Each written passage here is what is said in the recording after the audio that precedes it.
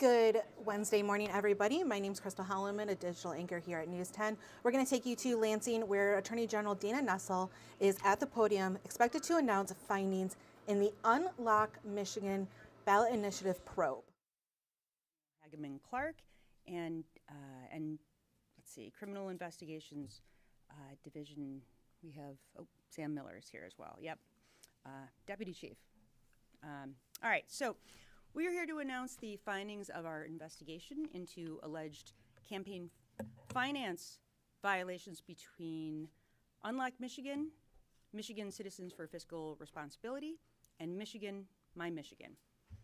Unlock Michigan was a ballot question committee that in 2020 aimed to repeal the 1945 Emergency Powers of the Governor Act that Governor Whitmer used to extend a state of emergency during the height of the COVID-19 pandemic.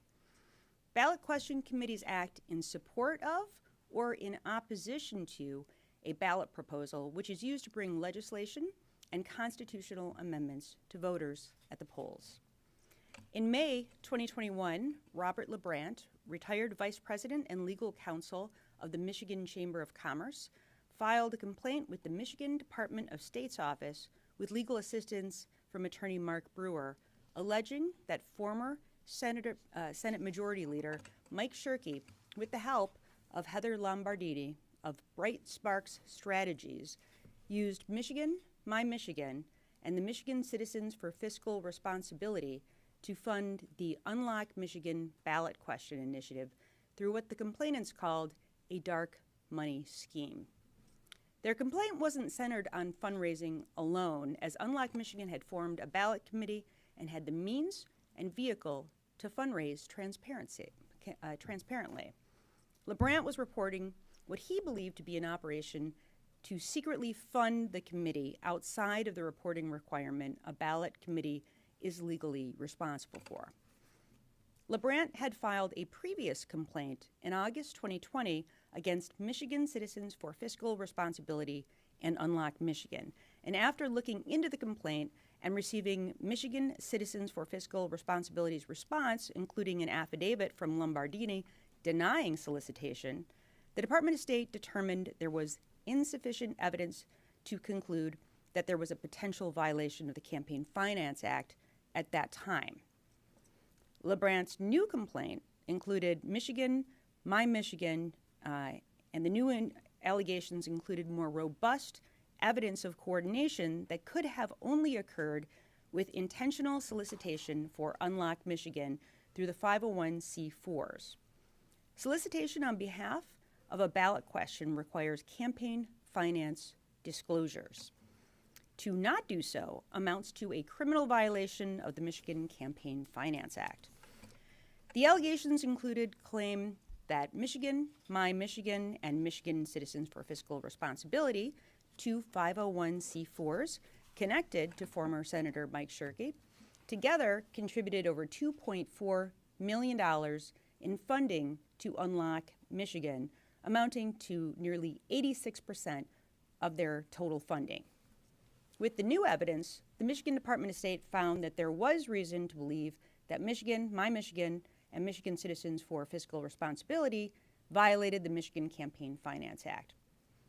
After attempting to resolve the matter with the two organizations through the administrative process, and after not receiving a response for nearly 8 months, the Department of State finally turned the investigation over to the Department of Attorney General on June 3rd of 2022. Secretary Benson has shown a propensity to resolve campaign finance matters administratively with well-intentioned actors who may make errors, but the individuals involved in this set of circumstances refused to cooperate.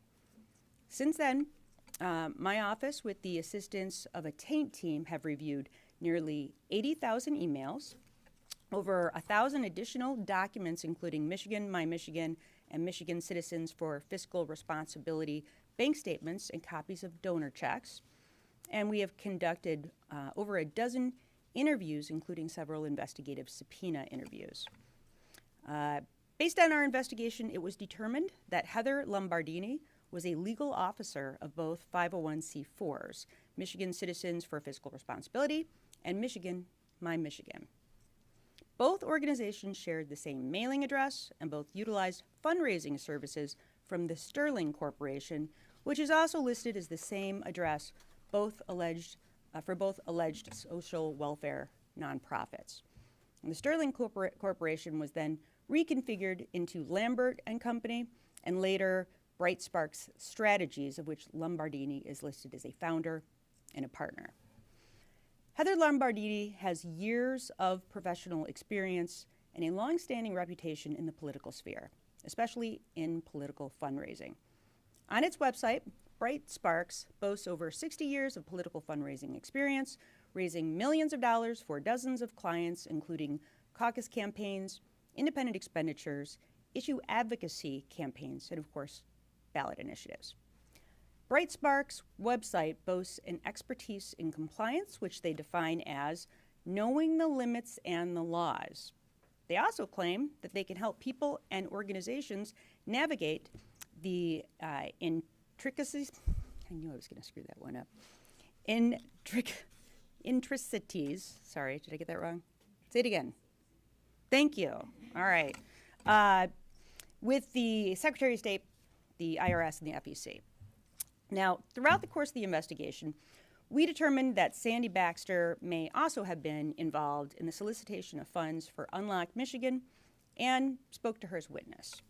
Sandy Baxter was sworn in as a witness and promised under oath to tell the truth. During the course of that interview, we alleged that Sandy Baxter flagrantly and intentionally lied to our Assistant Attorney General and investigators about her involvement in this dark money scheme. Like Lombardini, Baxter also has years of experience fundraising in Lansing and is reported to have made over $250,000 doing so. Had it not been for LeBrant's complaint, the campaign finance violations could have easily gone undetected, and oftentimes they likely are. After reviewing the documents obtained from our search warrants, which included several copies of checks from contributors that stated they were sending money to Michigan, My Michigan, and Michigan Citizens for Fiscal Responsibility expressly for the purpose of it being used for Unlock Michigan, we have found that both 501c34s not only coordinated with Unlock Michigan, but we allege that Mike Shirkey and Heather Lombardini blatantly solicited contributions for the Unlock Michigan ballot initiative utilizing Michigan, My Michigan, and Michigan Citizens for Fiscal Responsibility in violation of the Michigan Campaign Finance Act.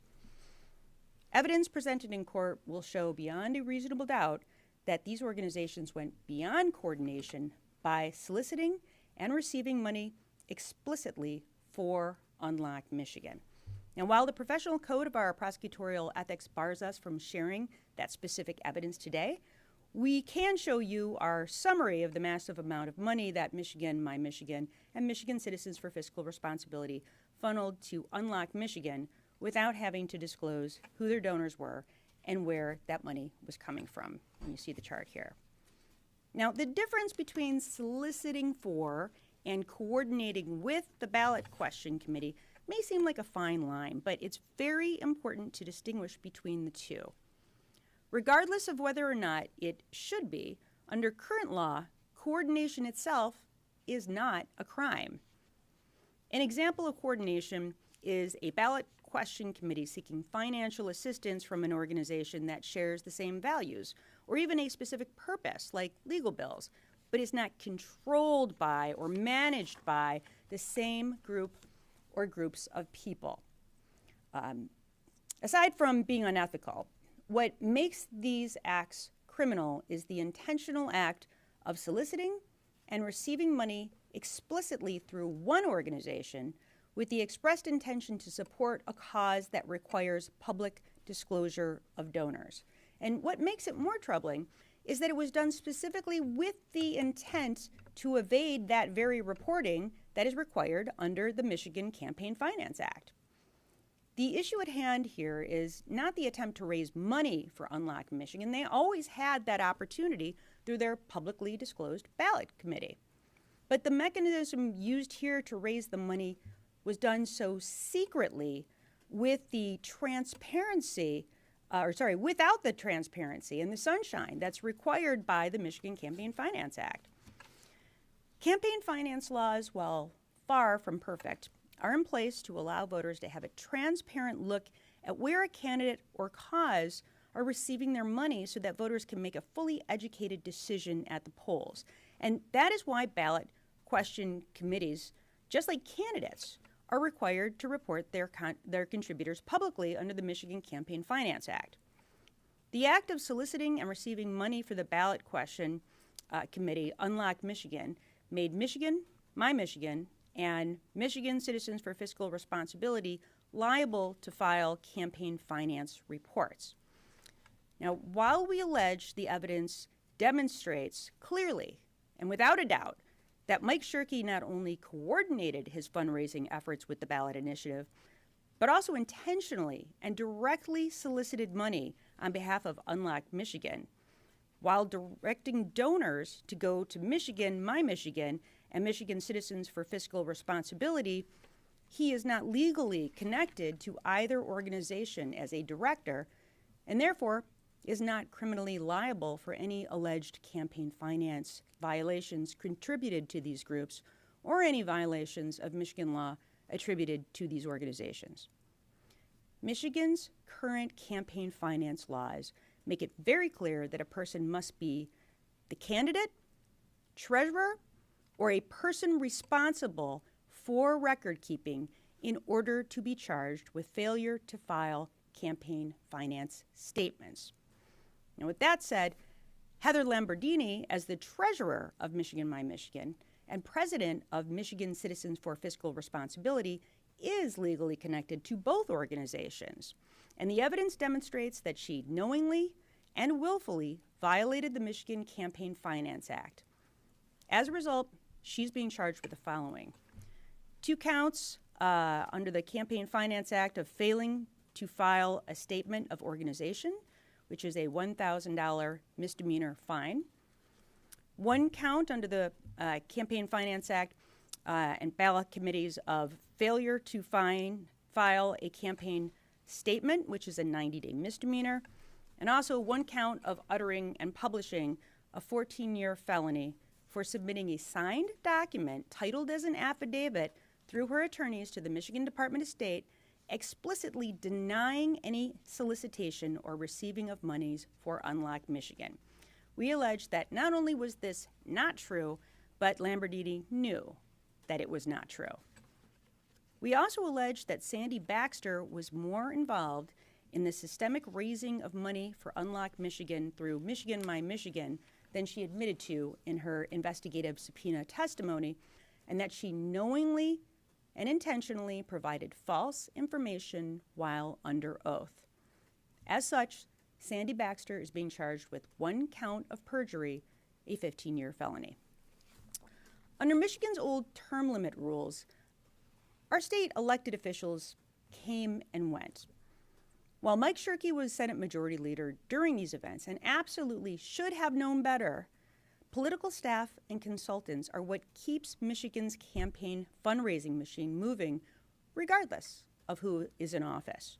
And like Rob and Ann Menard, Lamberdini and Baxter have the expertise in Michigan's campaign finance laws and connections to big money donors that allow this type of fundraising to continue through endless cycles and candidates. And without these hired guns, these dark money operations would never exist. And I'd argue that they are even sought after and hired for that exact skill set. And in this instance, these hired guns also lied to government officials to hide their wrongdoings, literally making the cover-up worse than the crime. I want to make it clear that elected officials should be held accountable to the fullest extent of the law when their actions arise to criminality. However, this is yet another example of how our current finance laws lack the definition and teeth to hold all bad actors accountable.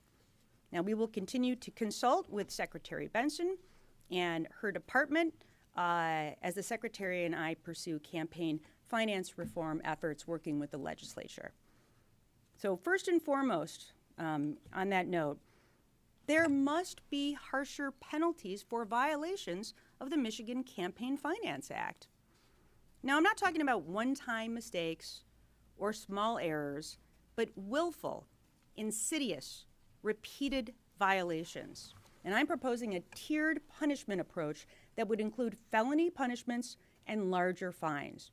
Organizations like Michigan My Michigan and Michigan Citizens for Fiscal Responsibility with large cash flows are simply not deterred by a paltry $1,000 fine. We'll also be advocating to require 501c4 organizations to file campaign finance disclosure reports if those organizations are connected to elected officials or candidates for office. Similarly, all PACs, Super PACs, and 527 committees should be required to identify the original donors behind the 501c4 transfers.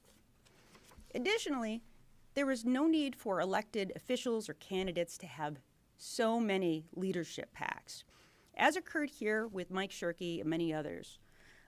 Having multiple leadership PACs allows individuals to shift money around, creating less transparency and making these types of schemes easier to execute and more tempting to wade into. And when we get to court, the evidence will show that Mike Shirkey repeatedly bragged about controlling multiple dark money PACs during the course of this scheme. The two defendants named today not only enabled this scheme, but they both then knowingly lied to government officials in an attempt to cover up their illegal actions. And that's why the Michigan Campaign Finance Act really needs its own perjury and forgery violations similar to those in place involving our election laws. Now, finally, it's important that the Michigan Department of State's office is given all the tools necessary to appropriately and properly enforce the Michigan Campaign Finance Act and to investigate alleged violations.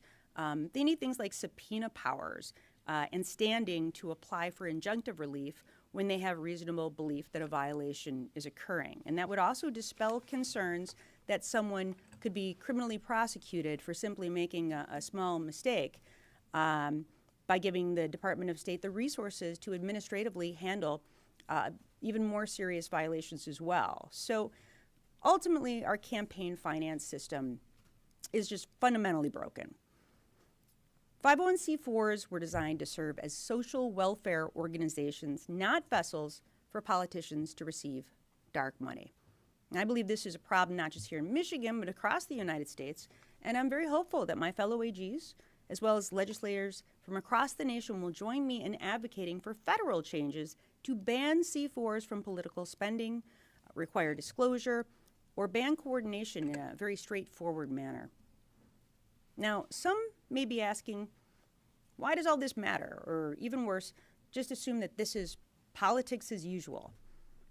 Dark money threatens the impartiality of elected officials in all branches of government, and we've seen that far too often it lends itself to political corruption.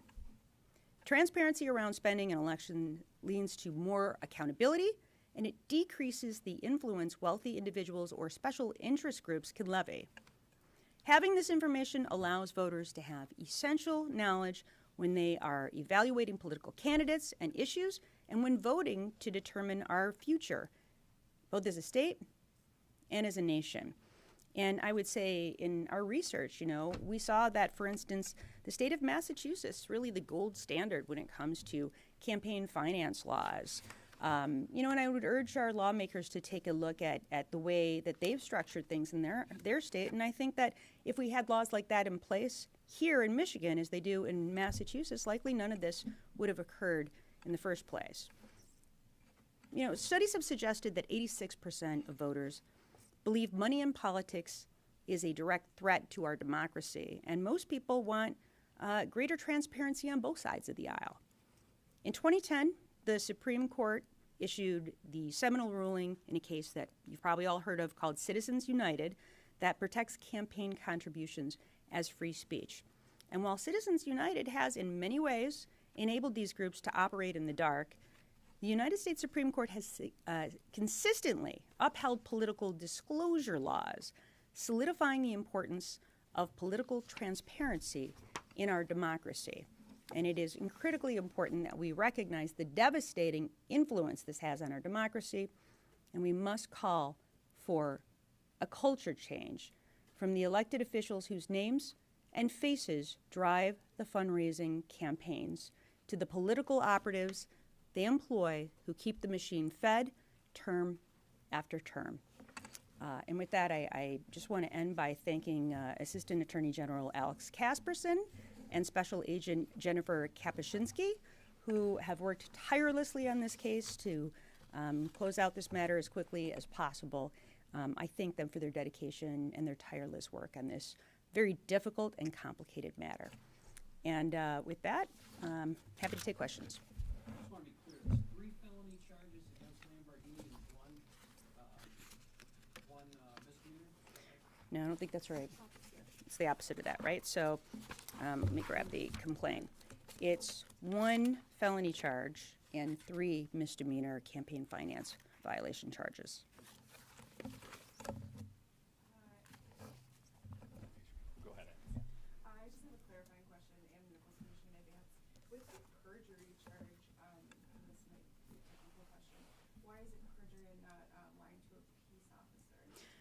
Because in this state, in this instance, the allegations are that, Ms. Baxter was placed under oath during the course of an investigative subpoena hearing, and then intentionally lied while she was under oath. So that's what makes it perjury. Greg. This press conference and the press conference you had to announce the charges against the Menards, is there a pattern here where your office is charging the consultants who are essentially hired to work for, top-ranking officials, but not willing to go after the top-ranking officials? Okay. These people work. It seems like in a lot of these cases, the consultants are hired to work for someone else. So sure, I'd love to address that. First of all, I assume that you're referring in part to the Menards being charged. And it's just so it's clear, that investigation is not over yet. So we have not yet ruled out charging additional people in that matter. But let me say this. What we have seen, and those of you who have been around Lansing circles for a long time, I know have seen the same thing. Again, especially with the very draconian term limits that we used to have in place, elected officials come and go, but it's the political consultants that stay around for longer periods of time. They're also the ones that are oftentimes charged with having expertise in these matters, and they know how these campaigns work, and they know how to skirt the rules. And so as we have been investigating these cases, and I want to make it very clear the times that this occurs and how it occurs, and I'll get to that in a minute, but as we investigate, what we find is sometimes the most flagrant violation of the rules comes about by these individuals that, are the hired guns and are the campaign consultants. That's not to say, of course, that we don't thoroughly evaluate whether an office holder or a candidate for office has committed any crimes. It's just that, we go where the evidence takes us and we have to abide by the law. Now, in this particular instance, I think it's very clear from the evidence, and as the evidence is presented in court, you will absolutely see this, that Mike Shirkey knew exactly what he was doing. But on the other hand, the law is what the law is. I mean, it says what it says, and he is not an officer as it pertains to, the strict definition under the Michigan campaign finance laws. Is there not, just to follow up on that, wouldn't that, what you're describing in terms of Mike Shirkey, wouldn't that fit a conspiracy to break the law if 2 people are working together as what you laid out in the press conference? Right. He knew what he was doing. He was working with Lombardini on this. I'm just curious why Right. that wouldn't fit that. Conspiracy to commit a 90-day misdemeanor is what you're asking. Fair enough. Listen, that is something we evaluated. But when we looked through everything involving every legal definition, all the case law, any precedent that had been set in the past, it just seemed very unlikely as though we were going to be able to charge Mike Shirkey. And again, we don't go into a case saying we want to charge this person or that person. Again, we go where the evidence takes us. And again, I mean, you had individuals that were obviously, you know, coordinating this effort who had been paid to, you know, to ensure a certain result here, and who flagrantly violated the law when they did so. I would argue that, you know, these are individuals who know exactly how the law works. But, you know, it is what it is. And I didn't go into this being like, hope I can charge Mike Shirkey. It was just, let's investigate. Let's see what the evidence demonstrates. And then in the event that we find that there is criminal culpability and the evidence would support charges, then we'll charge those individuals. And that's just the end of our calculus. It did not seem as though Mike Shirkey was someone who, under the current state of our laws, you know, could be charged. And I stand by that charging decision. Yeah, Jordan. Jordan Hermany, Bridge, Michigan.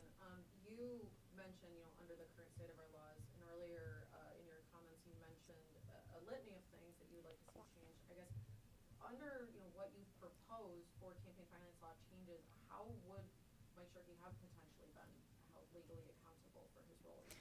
Well, I think first of all, one of the things that we're proposing is that if a person who is a candidate for office or an office holder is affiliated with a 501c4, that they have to register that. So, you know, and that it be clear in the laws, for instance, that if you are, first of all, that you would have to register, that it would be illegal if you, again, solicited money and you were affiliated with that, you know, with that PAC and you didn't register with it. So that would be illegal. But then to further state that if you did illegally solicit and you were affiliated with that PAC, that would be a crime. So I think there are just different ways that we can look at this particular set of circumstances, know what some of the legal changes are that should be made, and then hope that the legislature enacts those changes. But I think, again, to that point, you know, it should be clear to people what politician is affiliated with what PAC. And I know you guys spend a lot of time and effort and energy trying to decipher that, don't you?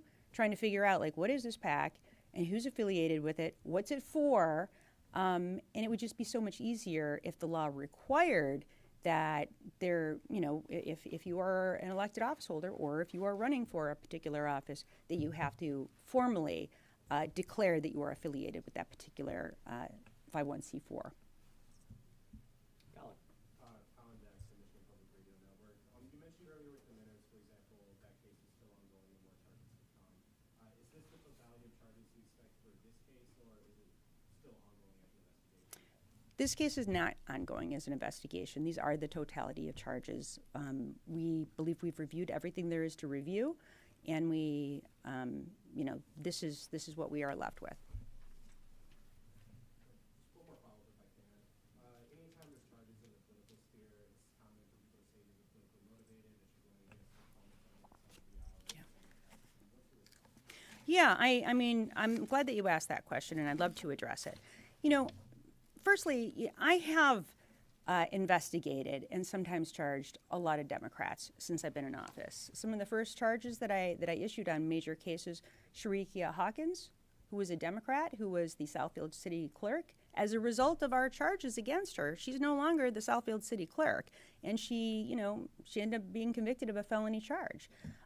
Eric Smith, the Democratic county prosecutor from Macomb County, we charged him with a litany of charges. He was convicted of some felonies.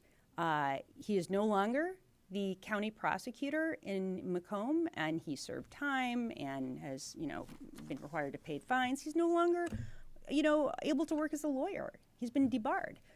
So, you know, and I will tell you, we did a very extensive investigation into Make Your Date, which that was, many of you in this room remember, you know, an entity that was affiliated with Mike Duggan. We spent, I think like 2 years, we went through an untold number of documents, and in that case, we did not find that there were crimes that were committed. Some of it was maybe based on technicalities, but we explained the whole thing. We actually put that report that was, I think, dozens of pages long, and we put it up on our website so everyone could read it, so that our investigation was very transparent. And we have other matters that where we've investigated the governor, and we've done the same thing. So we investigate cases when they come into us, and then we try to be as transparent as possible about, when we charge, we say everything that we can say under the rules of prosecutorial ethics. And when we don't charge, we try to be as transparent as we possibly can be about it. That being the case, let's remember how this came into us, right? This is, first of all, it started as this complaint. And again, the primary complainant is Bob LeBrant, who is a longtime Republican. He's the one who, in addition to, of course, Mark Brewer, who is a Democrat, we all know, they make this complaint to MDOS. MDOS, again, initially is like, there's not enough here. And then they submit a second complaint. And then it goes, back to MDOS. MDOS does a review. They ask for cooperation from these same individuals to investigate. And while I don't know this for a fact, I can tell you that it's probably likely that this would have ended up just as a fine with no criminal charges at all. And, I think it is likely that the, Secretary of State would have tried to work this out administratively with a fine. And she did that many times. As you remember with the Stanley Grott case, which involved the former Michigan Republican chair, Ron Weiser. He agreed to pay $200,000 to resolve a campaign finance complaint. Build a Better Michigan agreed to pay $37,500 as a settlement for a series of pro-Whitmer television ads that violated the law by identifying Whitmer as a candidate for governor. And the spending there could not be considered an independent expenditure because of apparent coordination with the Whitmer campaign. In 2016, the Michigan Jobs and Labor Foundation agreed to a nearly $18,000 fine involving issue ads featuring Senators Dale Zorn and Ken Horn that included four state Senate on the graphic. And the group called it a mistake by the vendor, and then they pulled the ads off the air and they self-reported the matter to the state. So, the preferred way to go about this, obviously, is to have the Secretary of State resolve it administratively and issue a fine.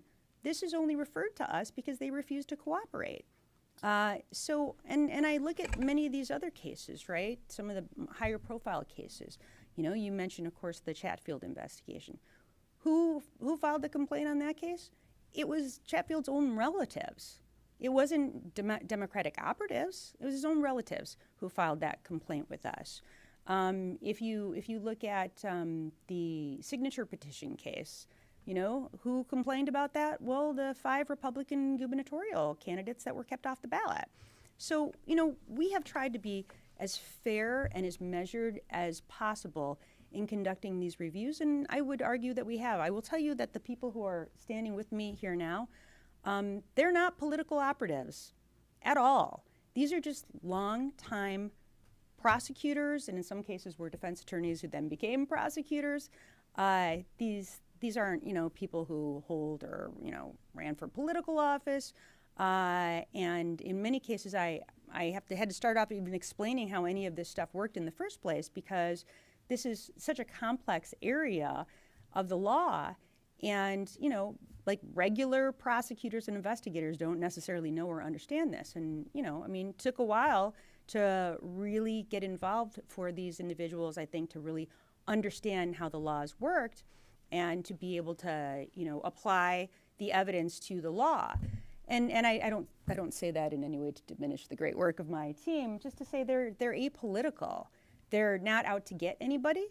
They don't care if somebody is a Democrat or a Republican or an independent or nonpartisan or what have you. They literally just care about what is the evidence, what is the law, how does it apply, what are the facts, the end. And I believe that's what they did in this instance. Madam Attorney General, how much can you say about your assistant's interaction with Mike Shirkey and the level of cooperation he showed in the course of this investigation? I know there was a lot of interaction with his attorney, right? Okay. So, is it fair to say that we had full cooperation from his lawyer? Yeah, I think that's fair to say. Sure. And Dave? Did you talk to contributors to the 2 nonprofit groups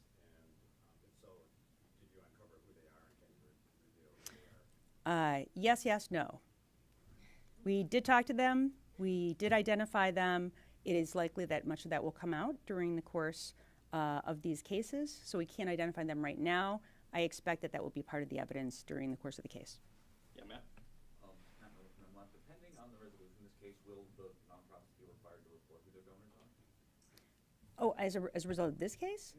I mean, I think that there will be evidence in this case where people will see who the donors were, but it's not as though this adds an additional requirement that that didn't already exist under the law. It'll just be part of the facts of the case. And I get time for 2 more after Craig? Did I hear correctly that you said you wanted to ban nonprofits from being able to give to ballot proposal committees? I thought you said that, but I wanted to check. I don't think that was a specific. I think it was the transparency related portion that we talked about, unless I misspoke. What would you like to see? I mean, nonprofits every cycle pour Right. millions of dollars. And, I mean, this is not unusual Yeah. in terms of the giving itself. Well, first of all, I think it's incredibly important that we know exactly, and I've said this many times in the past. First of all, who's donating, exactly who's donating, and how the money is being spent. And when I say how the money is being spent, and I will reference some of your many articles that you've written on this subject, Craig, you know, there is a minimal level of reporting of spending, but it's very vague, very vague.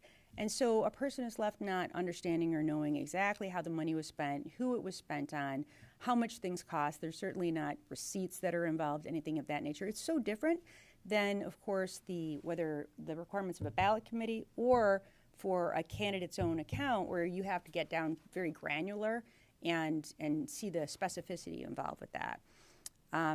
But there's a lot of different changes that I think can be made, perhaps should be made. And, you know, I'm not in the legislature. I've communicated a lot of this to a lot of different state reps and a lot of different state senators. And the secretary and I have talked about this with a great deal of frequency, and I know that she's very invested in substantive changes that allow for greater transparency and to the extent that it's possible to eliminate dark money as much as we can under our state laws. We don't work for the federal government, so obviously we can't be involved in everything at every level. But is there much more that we could be doing? Absolutely. All right. All We right. have a good time today. Thanks, everyone. And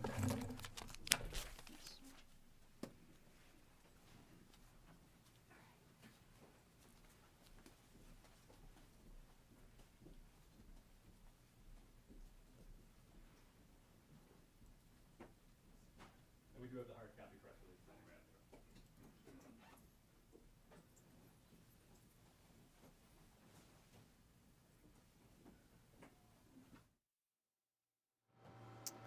All right, we heard from Attorney General Dana Nessel in a nearly hour-long explanation of oops, my apologies. There we go. Of the Unlock Michigan investigation.